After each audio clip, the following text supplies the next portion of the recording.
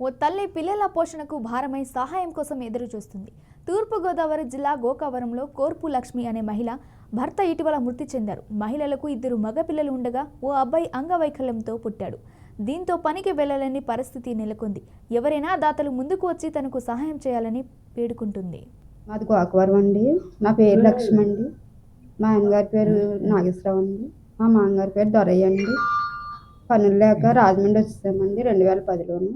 మా బాబు నడలేడండి, అలాగా పడుకునే ఉంటాడండి. మా బాబుకి పెన్షన్ వస్తుందండి 6000. వాటి మీదే గడుపుకుంటున్నాం. మా బాబు పెద్ద బాబు చదువుకుంటున్నాడండి. మా చిన్న బాబు పెన్షన్ మీదే గడుపుకుంటున్నామండి. మాకు ఏమీ ఆధారం లేదండి. వెనక ముందర ఎవరు చూసేవాళ్ళు లేరండి. మరి ప్రభుత్వం మమ్మల్ని ఆదుకోవాలండి. మా ఆయనగారు కడుపు నొప్పి వచ్చి సడన్గా చనిపోయారండి. చనిపోయాక కుటుంబం కూడా గడవడం కష్టంగా ఉంటుందండి. ప్రభుత్వం ఆదుకోవాలండి. బాబు నడలేడండి. బాబుని చూసుకోవడం ఇబ్బంది అయిపోతుందండి. ఎక్కడికి వెళ్ళలేని పరిస్థితి అండి. చాలా ఇబ్బందిగా ఉంటుందండి.